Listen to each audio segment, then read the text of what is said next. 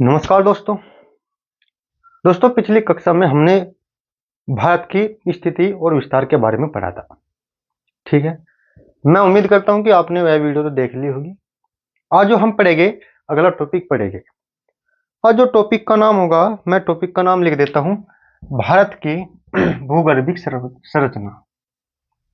भारत की भूगर्भिक संरचना। ठीक है जी दोस्तों, जैसे मैंने पिछली वीडियो में बताया था, यह वीडियो आपको फैक्ट के साथ साथ कंसेप्ट भी याद कराएगी। ठीक है, तो आप इस चीज को लेकर निश्चिंत रहिए। और यह वीडियो जितने भी एग्जाम है जिसमें जीएस पूछी जाती है उसके लिए बेहतरीन होगी। बस आपसे यही गुजारिश है कि आप इस चैनल को पहले सब्सक्राइब कर देना, और मैं आपको विश्वास दिलाता हूं कि यह वीडियो आपको बहुत अच्छी लगेगी। चलिए, यदि मैं एक बार कल की वीडियो की बात करूं, जो कल हमने पढ़ा था उसका रिवीजन करा ले तो 5 मिनट पहले, क्योंकि जब तक हम कल के याद नहीं करेंगे तब तक तो कुछ फायदा नहीं है। तो रिवीजन भी ठीक है, रिवीजन भी करते रहना चाहिए हमें। चलिए एक बार देखते हैं रिवीजन। कल का जो टॉपिक था, कल टॉपिक क्या था? कल टॉपिक था कि भारत की, थोड़ा सा रिवीजन हम फास्ट फॉरवर्ड में करेंगे। भारत की अवस्थिति एवं विस्तार था। मैं इसको इतनी डिटेल में नहीं बताऊंगा, लेकिन हाँ थोड़ा मोटा मोटा सा आपको बताता चलूंगा जो एग्जाम पॉइंट ऑफ व्यू से इंपॉर्टेंट है। देखना, पहली बात बताई थी कि जो भारत की जो स्थलीय सीमा है, स्थलीय सीमा है, ये कितनी है? दूसरी, किस राज्य की सीमा सबसे अधिक है? किस राज्य की सीमा सबसे अधिक है, ये आपको बताना था। ठीक है, दूसरी यदि मैं बात करूं, जो भारत है, भारत का उच्चतम एवं निम्नतम बिंदु क्या है? ये कुछ टॉपिक है जो आपको बताने हैं, ध्यान से सुनना। जो भारत की स्थलीय सीमा है वह है 16,200 किलोमीटर। कितनी है? 16,200 किलोमीटर, जिसमें से 6,000 तो हमारी ये है जो तटीय सीमा है। 6,000 जो हमारी तटीय सीमा है, और 6,000 में भी ये है जो भारत भारत की है, केवल ये वाली। ठीक है, 6,000 में भी ये है अंदर की। यदि हम अंडमान निकोबार द्वीप समूह, लक्षद्वीप और ऐसे ही दादर नगर हवेली जैसे द्वीप समूह को मिला दे तो टोटल जो बैठती है वो बैठती है हमारी 7516.5 किलोमीटर के लगभग। ठीक है, तो ये बात याद रखनी है। दूसरी बात थी कि किस स्थान में, किस राज्य की स्थलीय सीमा अधिक है। स्थलीय सीमा का मतलब जो समुद्र को छू रही है। ध्यान सुनना, यहां शब्द है राज्य, तो राज्य पूछा तो मैंने बताया था गुजरात। क्या बताई थी? गुजरात। और यदि केंद्र शासित प्रदेश की बात करूं, मैं यूटी की बात करूं, तो वह कौन सा था? वह था हमारा अंडमान एंड निकोबार द्वीप। ठीक है जी। अब दूसरा है कि उच्चतम और निम्नतम बिंदु। ठीक है, हम पहले कल का जो है रिवीजन कर रहे हैं, ताकि बीच बीच में पिछली वीडियो का भी मैं रिवीजन कराता रहूंगा, ताकि आपको दोबारा फिर आने की जरूरत ना पड़े। ध्यान सुनना, उच्चतम बिंदु है इंदिरा कोल। क्या है? इंदिरा कोल। और वहीं बात करूं निम्नतम बिंदु की, तो निम्नतम बिंदु कहां है? वह है इंदिरा पॉइंट। इंदिरा पॉइंट, इनकी अवस्थिति और बता देता हूं। इंदिरा कोल तो है हमारा यूटी लद्दाख में। किसमें है? लद्दाख में। और जो हमारा इंदिरा पॉइंट है ये है ग्रेट निकोबार में। ग्रेट निकोबार में। चलिए, एक और बात पूछना चाहूंगा, पिछली वीडियो में बताया था मैंने कर्क रेखा के बारे में। कर्क रेखा, किस डिग्री अक्षांश को हम कर्क रेखा कहते हैं, और यह भारत के कितने राज्यों से गुजरती है? भारत के कितने राज्यों से गुजरती है? ठीक है, ये क्वेश्चन वे है दोस्तों जो एग्जाम में बारंबार पूछे जाते हैं। आप विश्वास कीजिए, आपको इस वीडियो से भी लगभग 2 से 3 नंबर के क्वेश्चन मिलेंगे। ठीक है ना। कुछ हम रिवीजन कर रहे हैं, फिर अपना टॉपिक जो हमारा भारत के भूगर्भिक संरचना इसके बारे में चर्चा करेंगे। ठीक है, चलिए ध्यान सुनते हैं। जो कर्क रेखा है वो 23.5 डिग्री उत्तरी अक्षांश है, 23.5 डिग्री उत्तरी अक्षांश है। चलिए, और भारत के कितने राज्यों से गुजरती है? तो भारत के 8 राज्यों से गुजरती है, जो मैंने कल भी बताया था। एक ठीक ही बताई थी, मित्र पर गमचा झार। आप स्टेट का नाम इसमें से निकाल सकते हैं, पिछली वीडियो देख लेना, मित्र पर गमचा झार।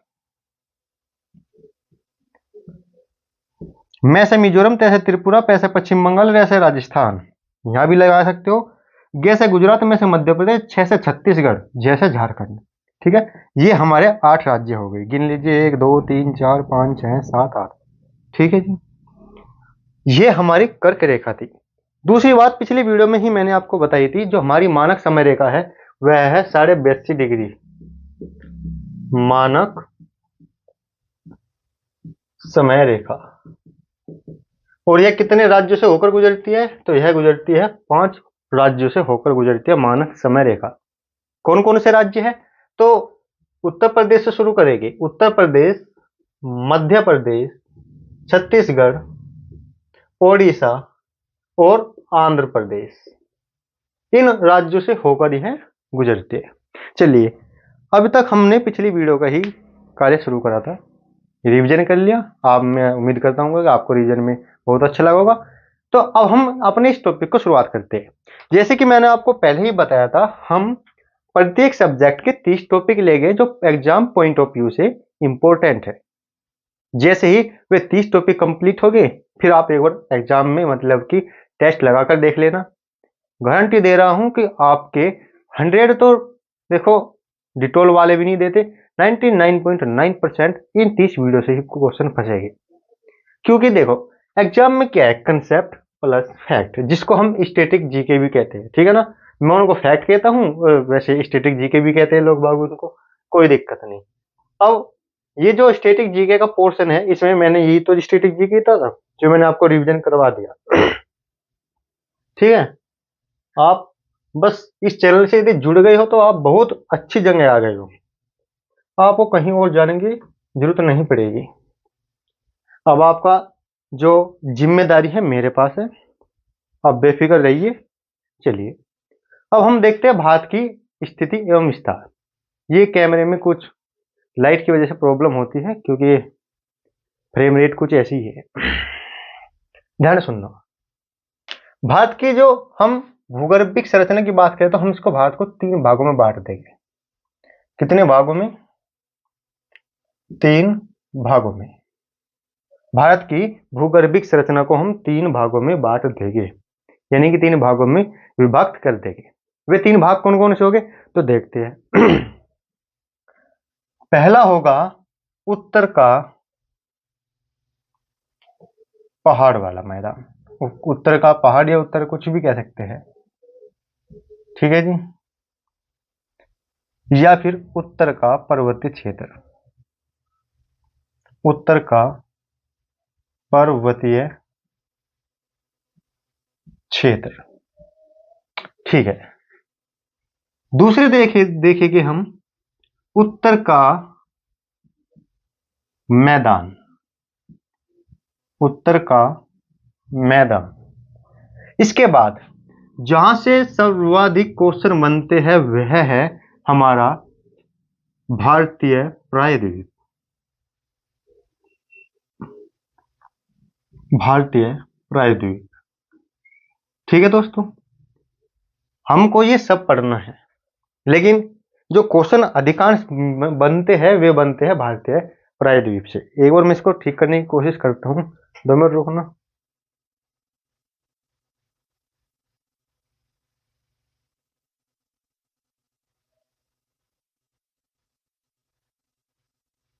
ये तो ऐसे ही है, शायद अब ठीक लग रहा है मेरे हिसाब से। चलो कोई दिक्कत नहीं, अपना पढ़ने पर ध्यान दीजिए। ध्यान सुनिए, हमें भारत की भूगर्भिक संरचना को पढ़ना है। भूगर्भिक संरचना को हमने 3 भागों में विभक्त कर लिया। जिसमें हमने उत्तर के पहाड़ी के बारे में पढ़ना है, उत्तर के मैदान के बारे में पढ़ना है और भारतीय प्रायद्वीप के बारे में पढ़ना है। ठीक है, ये तो हमें पढ़ना ही है। अब बात आती है क्वेश्चन कहाँ से आएंगे, क्योंकि हमें तो केवल क्वेश्चन से मतलब है, हमें पीएचडी से मतलब नहीं है। जो ये सोच रहे हैं यहाँ पीएचडी कराई जाएगी, तो आप अलग चैनल पर जा सकते हैं पीएचडी करवाने वाले पे। हम पीएचडी नहीं करेंगे, हम तो केवल आपको वह बताएंगे जो एग्जाम में आएगा। ठीक है ना। चलिए, ये फिर शुरू हो गई। चलिए देखना, क्वेश्चन अधिकांश यहाँ से ही बनते हैं और अधिकांश क्वेश्चन यहाँ से ही बनते हैं। बनने को तो क्वेश्चन यहाँ से ही बनते हैं, लेकिन यहाँ से इतने महत्वपूर्ण क्वेश्चन नहीं बनते जितने यहाँ से और यहाँ से, दो पार्ट से क्वेश्चन बनते हैं। तो सबसे पहले हम पढ़ेंगे इसमें क्या, हम पढ़ेंगे उत्तर का पर्वतीय मैदान। उत्तर का पर्वतीय मैदान, इसे देखते हैं। अब हम जानते हैं उत्तर का पर्वतीय मैदान कैसे है। इसमें कहने का तात्पर्य है कि हम भारत में हिमालय का अध्ययन करेंगे। किसका? हिमालय का। इसमें हमें भारत के हिमालय का अध्ययन करना है कि आखिर हिमालय की उत्पत्ति कैसे हुई, किस सिद्धांत के आधार पर हिमालय का निर्माण हुआ। इसको सिद्धांत, जो ये उत्पत्ति का सिद्धांत है, इसको देने वाले कौन व्यक्ति थे। ये चैप्टर, ये जो टॉपिक है, ये टॉपिक नंबर 3 है, यानी कि आने वाली वीडियो में बताया जाएगा बिल्कुल। ठीक है। लेकिन अब यदि हम उत्तर के मैदान, उत्तर के पहाड़ के बारे में बात करें तो इसका महत्व क्या है। इसका महत्व है यहाँ खनिज संसाधन मिलते हैं। क्या मिलते हैं? खनिज संसाधन। यहां से हमें खनिज संसाधन मिलते हैं, जैसे कि जस्ता, टिन, कोबाल्ट। अभी हाल ही फिलहाल में हमारे जम्मू और कश्मीर में लिथियम का भंडार भी मिला है। क्या मिला है? जम्मू और कश्मीर में लिथियम का भंडार भी मिला है। तो ये यहां से हमें खनिज संसाधन प्राप्त होते हैं। इस हिमालय की वजह से ही, ये जो हमारा हिमालय है, जो उत्तर का जो पहाड़ है, उत्तर के पर्वतीय क्षेत्र है, इनकी वजह से ही हमारी हमेशा जो नदियां है सदाबहार रहती है। जो नदियां है वह कैसी रहती है? सदाबहार। अब ध्यान सुनना, इसको कनेक्ट कैसे करते चलिए। चूंकि हिमालय है, हिमालय की औसत ऊंचाई लगभग 6000 मीटर है। 6 किलोमीटर के लगभग औसत ऊंचाई है। इसकी चोटी पर हमेशा ग्लेशियर तो मिलने ही है, यह भी तय है। ग्लेशियर पिघलेंगे तो नदियों का निर्माण करेंगे, यह भी तय है। जब ग्लेशियर पिघलेंगे, नदियों का निर्माण करेंगे, तो अब आप मुझे एक बात बताइए, नदियों में पानी होगा, और यदि हम डिटेल से देखें तो जहां जहां नदियां है उसके किनारे बस्ती होती है। जहां जहां नदियां है उसके किनारे बस्तियां पाई जाती है। क्यों पाई जाती है?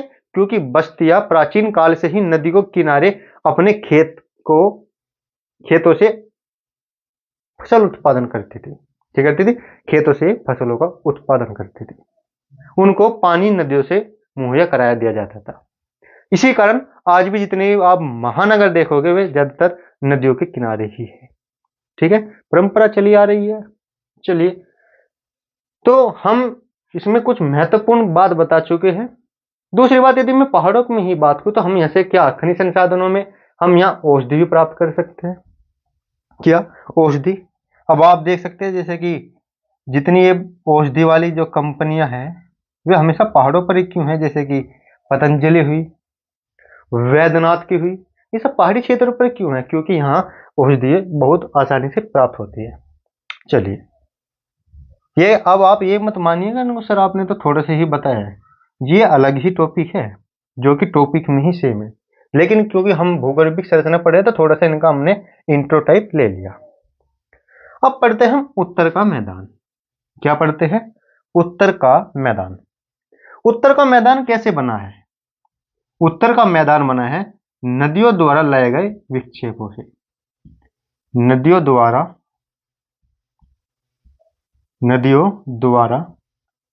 लाए गए विक्षेपों से हमारा जो उत्तर का मैदान है नदियों द्वारा लाए गए विक्षेपों से। आखिर विक्षेप कैसे? अब ध्यान सुनना, अब नदियां आ रही है उत्तर के पहाड़ों से, यानी कि पहाड़ों से नदियां आ रही है। अब जब नदियां चलती है तो अपर्दन भी करती है। पहाड़ों का शब्द है अपक्षय भी होता है। यदि आपने अभी अपर्दन और अपक्षय नहीं पता है तो मैं मोटा मोटा बता दूं कि किसी भी चट्टान का अपने ही स्थान पर भौतिक अथवा रासायनिक क्रियाओं के द्वारा छोटे छोटे टुकड़ों में विभक्त हो जाना तो अपक्षय कहलाता है। और यदि यही टुकड़े किसी माध्यम के द्वारा एक स्थान से दूसरे स्थान पर चले जाए तो क्या कहलाएगा? अपर्दन। वह माध्यम कौन होगा? हवा हो सकती है, वह माध्यम पानी हो सकता है, इसमें से कोई सा भी एक माध्यम हो सकता है। ठीक है, चलिए ये जो विक्षेप है ये मैं पहाड़ बना रहा हूं, नदियों से पहाड़ से नदियां बहकर आ रही है, पहाड़ से नदियां बहकर आ रही है। जैसे ही इसका ढलान कम हुआ तो ये क्या हुआ, इन्होंने इनके जो निक्षेप थे इधर फैलाना शुरू कर दिया। अब नदियां इनके ऊपर से बहकर शुरू होने लगी। अब ये निक्षेप यहां तक फैलने शुरू हो गए। नदियां अब इनके ऊपर से बहना शुरू हो गई तो निक्षेप यहां से। तो अब आपको क्या दिखाई दे रहा है? यहां दिखाई दे रहा है आपको एक मैदान टाइप, यानी कि समतल भूमि लगभग मैदान टाइप। ठीक है, अब यहां क्या है, ये निक्षेप है, इन निक्षेपों के द्वारा ही मैदान का निर्माण हुआ। अब जो निक्षेप नदी अभी हाल ही फिलहाल में लाई उसको हम क्या कहेंगे, और जो निक्षेप हमारे बाबा आजम के जमाने से आए थे उनको क्या कहेंगे? इसके आधार पर मैदान को दो प्रकार के हिस्सों में बांट दिया, जिसमें कहते हैं खादर और बांगर। ठीक है, चलिए जब हम मैदान को पढ़ेंगे तो हम इसमें खादर और बांगर को भी ठीक से पढ़ेंगे। खादर और बांगर, क्योंकि मैदान में हमें, क्योंकि इसके पर्वतीय क्षेत्र भी देखने हैं। पर्वतीय क्षेत्र और उत्तर का मैदान दोनों के बीच में एक संकीर्ण पट्टी है जिसको हम कहते हैं तराई क्षेत्र। ठीक है, संकीर्ण पट्टी है जिसको कहते हैं तराई क्षेत्र, यानी कि पहाड़ है, पहाड़ से पानी आ रहा है, पानी मैदान में प्रवेश करने से पहले कुछ ऐसा क्षेत्र है जहां कंकड़ पत्थर थोड़े थोड़े से कुछ भी चीज मिलेंगे, वहां हमेशा तराई, यानी कि कहते नहीं है कि अब भाई हमने घर बनाया इसकी तराई कर दो, यानी कि उसको नम कर दो, तो फिर नमी वाला क्षेत्र मिलेगा। उसके बारे में भी हम अच्छी तरह से पढ़ेंगे। मैं आपको बताना चाह रहा हूं दोबारा से कि हम भारत की भूगर्भिक संरचना के बारे में ही पढ़ रहे हैं। केवल हम इसमें इंट्रोडक्शन से ही लेंगे क्योंकि प्रत्येक अलग अलग टॉपिक है। यदि मैं उत्तर के मैदान की बात करूं तो ये भी अलग टॉपिक बनेगा। लेकिन हाँ, प्रायद्वीप भारत, यानी कि यदि हम भारतीय प्रायद्वीप की बात करें तो इसमें थोड़ा सा क्वेश्चन कैसे बनते हैं अब देख लेना। मैं एक बार इसको समाप्त कर देता हूं, ठीक है ना। देखते हैं क्वेश्चन कैसे कैसे बनते हैं। हम क्वेश्चन के आधार पर ही तो पढ़ेंगे, ध्यान सुनना। पहले क्वेश्चन बनेगा कि हमारा जो भारतीय प्रायद्वीप है इसका आकार कैसा है। हमारे भारतीय प्रायद्वीप का आकार कैसा है, एक क्वेश्चन ये बनता है आकार को लेकर। दूसरा यदि क्वेश्चन बनेगा तो दूसरा क्वेश्चन बनेगा यहां पाई जाने वाली चट्टान कौन कौन सी है, यहां कौन कौन सी चट्टान पाई जाती है। ठीक है, और तीसरा क्वेश्चन बनेगा इसका महत्व को लेकर। क्या बनेगा? महत्व को लेकर। आखिर हमारा भारतीय प्रायद्वीप इसका महत्व क्या है। जैसे कि हमने उत्तर का जो पर्वतीय क्षेत्र है इसका महत्व देख लिया, उसी तरह हमें वो दक्षिण का जो दक्षिण भारत में है ये भारतीय प्रायद्वीप, इसका भी महत्व देखना है। हमको ये सब देखना है। ठीक है, एक एक की कोशिश करते याद करने की। देखना, कुछ फैक्ट हो गए, कुछ कंसेप्ट हो गए। अभी तक तो मैंने आपको कंसेप्ट ही बताया है, फैक्ट के लिए तो मैंने आपको बताया है। देखना, ये जो नोट्स है, ये नोट्स आपको मिल जाएंगे, आप बेफिक्र रहिए। ये नोट्स में बिल्कुल फैक्ट भी है, कंसेप्ट तो मैं आपको बता रहा हूँ। यदि आपको ये बिल्कुल ही कंसेप्ट देखना है तो इसको भी देख सकते हैं, लेकिन कुछ कुछ फैक्ट इसमें भी है एडिशनल। चलिए ध्यान सुनते हैं। यदि हम बात करें भारतीय प्रायद्वीप का आकार कैसा है तो भारतीय प्रायद्वीप का आकार है त्रिभुजाकार। कैसा है? त्रिभुजाकार। अब आप कहेंगे सर जी त्रिभुजाकार, बिल्कुल सही। क्योंकि पहले हम देखते हैं प्रायद्वीप होता क्या है। अब देखना कंसेप्ट ही है ये। हम पहले देखिए कि प्रायद्वीप होता क्या है। प्रायद्वीप का मतलब ऐसा है कि ऐसा भूखंड जो समुद्र से तीन ओर से घिरा हो, जो समुद्र से तीन नौ ओर से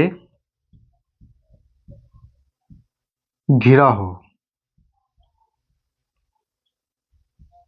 जैसे और में यहाँ और वाली नहीं, और आएगा, और तो मतलब और, यानी कि देखना, मान लिया हमारा भारतीय प्रायद्वीप यह है, तो इधर कौन सा सागर है? इधर अरब सागर है, इधर बंगाल की खाड़ी है, और इधर हमारा हिंद महासागर है। अरब सागर, बंगाल की खाड़ी और हिंद महासागर, इन तीनों जलीय जो समुद्र के क्षेत्र है, इनसे ही तो घिरी हुई आकृति है। यार चेक करके बताना है कि कौन सा ये त्रिभुज नहीं है या वर्त दिखाई दे रहा है आपको। कौन सी आकृति है ये देखने में लगती है, लग रही है त्रिभुजाकार, राइट। लगभग जितने भी प्रायद्वीप होंगे वे लगभग त्रिभुजाकार ही होंगे, जरूरी नहीं है, जरूरी नहीं है। यदि मैं अरब सागर के थोड़े से पूर्व की तरफ चलूं तो हमें ओमान की खाड़ी भी दिखाई देगी, लेकिन वहां हमें कैसे दिखाई देता? हमें कुछ ऐसे दिखाई देगा। ये है प्रायद्वीप, हमें वहां कुछ ऐसा प्रायद्वीप दिखाई देगा। ठीक है, जरूरी नहीं है, लेकिन हमारा जो भारतीय प्रायद्वीप है कैसा है? त्रिभुजाकार है। ये हमको पता चल गया, हमारा भारतीय प्रायद्वीप त्रिभुजाकार है। अब देखते हैं हमारे प्रायद्वीप में चट्टानें कौन कौन सी पाई जाती है।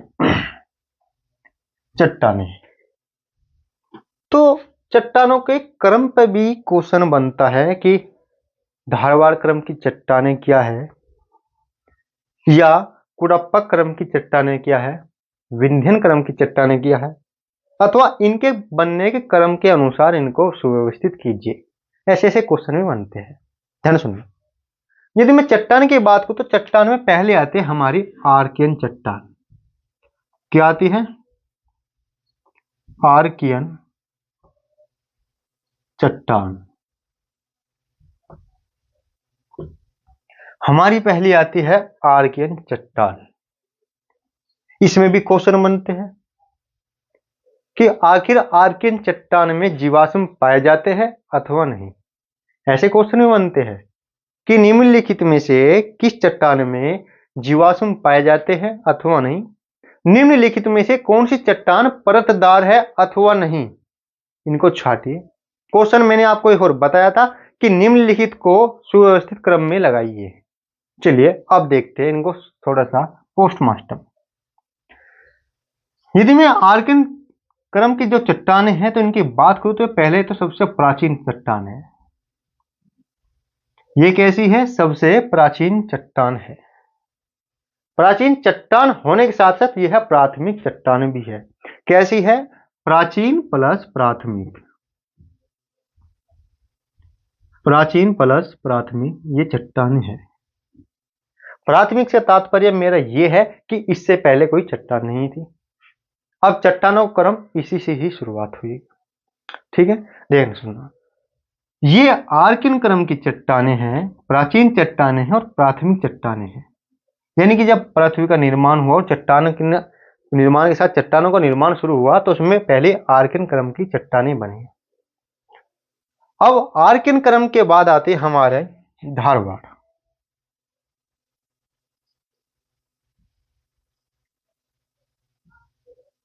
धारवाड़ चट्टानें,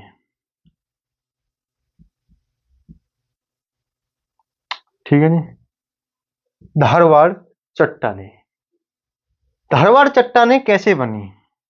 धारवाड़ चट्टानें कैसे बनी? तो धारवाड़ जो चट्टानें हैं वे आर्कियन क्रम की ही चट्टानें हैं, लेकिन इनका निक्षेपण के द्वारा, इनका अपर्दन हुआ, अपक्षय हुआ और फिर इनका निक्षेपण के द्वारा दबाव पड़ा, फिर इन चट्टानों का निर्माण हुआ। यानी कि हम कह सकते हैं ये द्वितीयक चट्टानें हैं और इनका जो निर्माण हुआ है, इनका निर्माण आर्कियन क्रम की चट्टानों से हुआ है, आर्कियन क्रम की चट्टानों से हुआ है। कहाँ कहाँ पाई जाती है? तो आप धारवाड़ नाम तो आप जानते ही हुए, कर्नाटक में, वहां पाई जाती है ये हमारी आर्किन क्रम की चट्टान। ठीक है, चलिए। आर्किन क्रम की चट्टान के बाद आती है हमारी कुड़प्पा। वो धारवाड़ के बाद आती है हमारी कुड़प्पा। कुड़प्पा चट्टान है। ये क्रम के अनुसार ही बता रहा हूं, पहले आर्कियन है, फिर धारवाड़ है, फिर कुड़प्पा है। प्रोसिंग सेम ही है। इनका जो निर्माण हुआ है धारवाड़ चट्टानों के अपक्षय निर्वेद अपर्दन से। धारवाड़ चट्टानों के अपक्षय और अपर्दन से, अपक्षय और अपर्दन से इनका निर्माण हुआ है। किनका? कुड़प्पा क्रम की चट्टानों का। अब आप पूछोगे सर आपने एक क्वेश्चन पहले पूछा था कि जीवाश्म किन चट्टानों में पाए जाते हैं। चलिए केवल उनकी चर्चा कर लेते हैं। आप एक बात मुझे बताइए, क्योंकि यह क्लास दिमाग की बत्ती जलाने वाली क्लास है, तो आप ऐसा टॉपिक बताएंगे कि आप कभी नहीं भूल पाएंगे। ध्यान सुनना। लावा का नाम तो आपने सुना ही होगा। जब ज्वालामुखी का विस्फोट होता है तो बाहर निकलने वाला मैग्मा लावा होता है। अब जैसे ही लावा आया बाहर, तो अब आप इसमें बताइए कि क्या इसमें कोई जीव जंतु पाएंगे उस लावे में? कोई जीव जंतु उस लावे में पाया जा सकता है? नहीं। तो राइट, क्योंकि ये डायरेक्ट लावे से बनी हुई चट्टानें हैं, तो इसमें जीव जंतुओं का तो कोई महत्व है नहीं, कोई मतलब भी नहीं। तो इसका कहने का मतलब हम कह सकते हैं कि जो आर्कियन क्रम की चट्टानें हैं इसमें भी जीवाश्म नहीं पाया जाएगा। धारवाड़ क्रम की चट्टान है जो कि आर्कियन से मिलकर बनी है, इसमें भी हमारा जीवाश्म नहीं पाया जाएगा। परतदार मिलेगी। कैसी मिलेगी? परतदार, क्योंकि अपक्षय और अपर्दन हो रहा है, तो परतदार परतदार ये चढ़ती चढ़ती चढ़ती एक चट्टान का निर्माण कर दिया। तो इसमें भी धारवाड़ में भी परतदार होगी। मैं लिख देता हूं धारवाड़। क्वेश्चन यहीं से तो बनता है कि परतदार होगी अथवा नहीं, और जीवाश्म मिलेगा नहीं। और इसमें क्या मिलेगा? जीवाश्म नहीं मिलेगा। नहीं, जीवाश्म नहीं मिलेगा। उसकी बहन बिल्कुल कुड़प्पा है, तो कुड़प्पा में भी नहीं जीवाश्म मिलेगा, और बल्कि यह परतदार होगी। जीवाश्म तो मिलेगा नहीं, लेकिन कैसी होगी? परतदार होगी। ये तो हम जान चुके। चलिए, अब इसके बाद आती है हमारी विंध्यन क्रम की चट्टानें। विंध्यन क्रम की चट्टानें, इसके बारे में देख लेते हैं। पहली आर्कियन, दूसरी धारवाड़, तीसरी कुड़प्पा। विंध्यन क्रम की चट्टानें भी बिल्कुल ऐसी ही है। विंध्यन क्रम की जो चट्टान है वे भी ऐसी ही है। उनका निर्माण कैसे होगा? मैं लिख देता हूं। विंध्यन चट्टानें, इनका निर्माण किससे होगा? इनका निर्माण होगा कुड़प्पा से। इनका निर्माण कैसे होगा? कुड़प्पा से। इनकी जो संरचना होगी वह भी परतदार होगी। इनकी संरचना परतदार होगी, और इसमें जीवाश्म बताइए पाए जाएंगे नहीं? इसमें जीवाश्म पाए जाएंगे, यानी कि मैं ऐसे कह सकता हूं इसमें जीवाश्म पाए जाएंगे।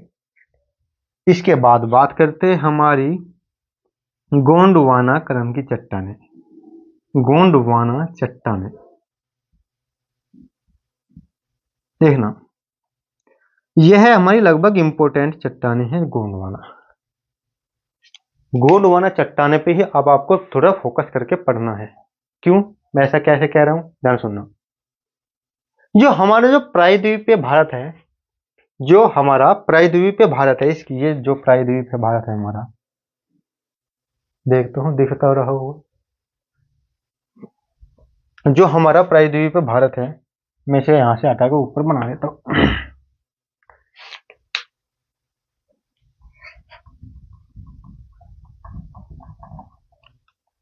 2 मिनट रुक जाना, बस अभी बताता हूँ आपको। ये जो हमारा प्रायद्वीपीय भारत है ये है हमारे गोंडवाना लैंड का हिस्सा है।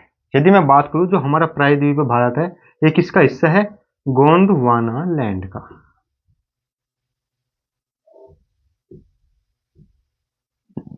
यह है गोंडवाना लैंड का हिस्सा है। यदि आपको नहीं पता गोंडवाना लैंड क्या है तो मैंने फिजिकल ज्योग्राफी में सब चीज बता रखी है, आपको जाकर कुछ खुद भी मेहनत कर लीजिए, ठीक है ना, आपके लिए ही अच्छी अच्छी बात होगी ये सब चीज। गोंडवाना लैंड की जैसे ये है हमारे भारत प्रायद्वीप है, तो कहने का तात्पर्य है यहाँ चट्टानें जो मिलेगी गोंडवाना मिलेगी। अब गोंडवाना की विशेषता क्या है? जहां सर्वाधिक कोयला मिलता है,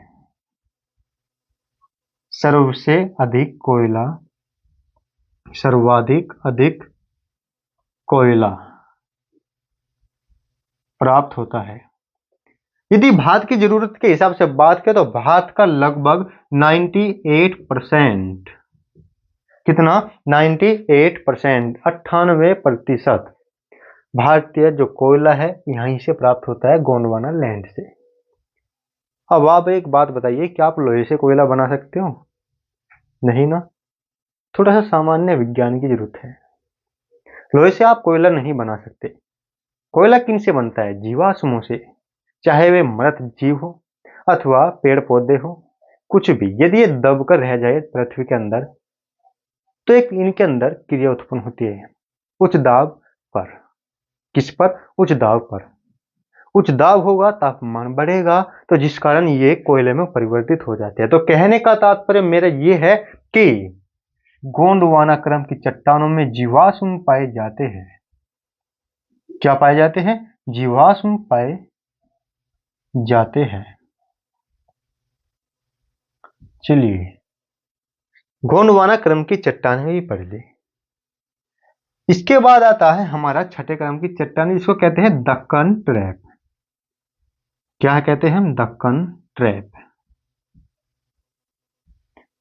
दक्कन ट्रैप, ट्रैप मतलब जाल। ध्यान से सुनना, जब हमारा भारतीय प्रायद्वीप ऐसे सरकता सरकता सरकता सरकता ऊपर की तरफ आ रहा था तो एक ज्वालामुखी उद्गार के ऊपर से गुजरा। उस ज्वालामुखी का जो लावा है वह भारतीय प्रायद्वीप के ऊपरी सतह पर फैल गया। जहां जहां फैला वहां वहां इसने उस स्थान को ऊंचा उठा दिया और वहां एक बेसाल्टिक लावा की परत सी बना दी, जिसको हमने दक्कन ट्रैप कहा। क्या कहा? जिसको हमने दक्कन ट्रैप कहा। किसको? बेसाल्टिक लावा को। यह बात समझने योग्य है, ठीक है। अब यदि हमने इनके बारे में तो पढ़ लिया, भारतीय प्रायद्वीप के बारे में, क्योंकि सबसे अधिक क्वेश्चन इससे ही बनते हैं। यदि हम उत्तर के मैदान उत्तर के पहाड़ों के बारे में बात करें तो इससे क्वेश्चन कैसे बनते हैं? इसमें तो नदियों से क्वेश्चन बनते हैं, लेकिन इसमें ये मैंने आपको बताया कि इसमें चट्टानों से भी क्वेश्चन बनते हैं। कैसे क्वेश्चन बनते हैं आप देख लेना, मैंने जो नोट्स है इसमें प्रोवाइड करा चुका हूं मैं। आपको इस पढ़ोगे तो आपको नोट्स में बहुत अच्छे से समझ में आ जाएगा, ठीक है। चलिए अब मैं एक बार इनका महत्व और बता दो, महत्व और बता दो। जो हमारा भारतीय प्रायद्वीप है इसका महत्व क्या है? भारतीय प्रायद्वीप का महत्व क्या है? बना दे के दोबारा मिट गया तो क्या करें, मार कर तो अपने हाथ में ही है। ध्यान सुनना, भारतीय प्रायद्वीप का एक हिस्सा है ये, इसको कहते हैं हम केरल वाला हिस्सा, यानी केरल राज्य का तट। अब चूंकि ये समुद्र के किनारे हैं तो पहली बात यहां मिलेगी हमें मोनोजाइट रेत। क्या मिलेगी? मोनोजाइट रेत, ठीक है। अब चूंकि मोनोजाइट रेत है तो यानी कि यहां हमें थोरियम मिलेगा। क्या मिलेगा? थोरियम मिलेगा। चलिए पहला तो हमें महत्व पता चला कि हमें भारतीय प्रायद्वीप से थोरियम की प्राप्ति हुई। दूसरी बात, अब चूंकि भारतीय प्रायद्वीप हमारे गोंडवान, जिसे कहते हैं गोंडवाना क्रम की चट्टानों से मिलकर बना है। इसका तात्पर्य है कि यहां से हम कोयला प्राप्त करते हैं, कोयला प्राप्त करते हैं। तीसरी बात, चूंकि भारतीय प्रायद्वीप में बेसाल्टिक लावा का जमाव है, इस कारण यहां से हम खनिज संसाधन भी प्राप्त करते हैं। क्या प्राप्त करते हैं? खनिज संसाधन। खनिज संसाधन से तात्पर्य मेरा ऐसे है जैसे कि हम सोना, चांदी, लोहा, तांबा, टिन इत्यादि, ये सब हम यहीं से प्राप्त करते हैं। इसी कारण हमारा भारतीय प्रायद्वीप का बहुत अधिक महत्व है। देखना, हमारा देश है, प्यारा देश है, इसके प्रत्येक पार्ट का उतना ही महत्व है जितना अलग अलग पार्ट का स्वयं में महत्व है। ठीक है ना? तो ये तुलनात्मक अध्ययन करना हमारे लिए अच्छी बात नहीं होगी, लेकिन थोड़ा सा ज्ञान रखना चाहिए कि हमारे भारतीय प्रायद्वीप में किस स्थान से क्या प्राप्त होता है। ये हम खनिज संसाधन वाले टॉपिक में पढ़ेंगे, ये तो हम खनिज संसाधन वाले टॉपिक में पढ़ेंगे। ठीक है, अब आप बात करते हैं कि अब आपको पीडीएफ कहां से मिलेगी। आपको यह पीडीएफ पीकेपी स्ट्रेटजी एकेडमी एक टेलीग्राम चैनल है, आप वहां से जाकर पीडीएफ डाउनलोड कर सकते हो। पीडीएफ में आपको क्या क्या मिलेगा, ध्यान सुनना। कंसेप्ट और कुछ फैक्ट तो मैंने आपको यहीं बता दिए, कंसेप्ट प्लस कुछ फैक्ट जिनको हम स्टैटिक जीके भी कहते हैं, मैंने आपको यहीं बता दिया। लेकिन अब आपको जो बिल्कुल ही स्टैटिक जीके है और कंसेप्ट है वो आपको पीडीएफ में मिल जाएगा, आप उनको प्रिंट करवा कर पढ़ लेना। ठीक है, इसी के साथ मैं चाहूंगा आपसे विदा। जय हिंद, जय भारत।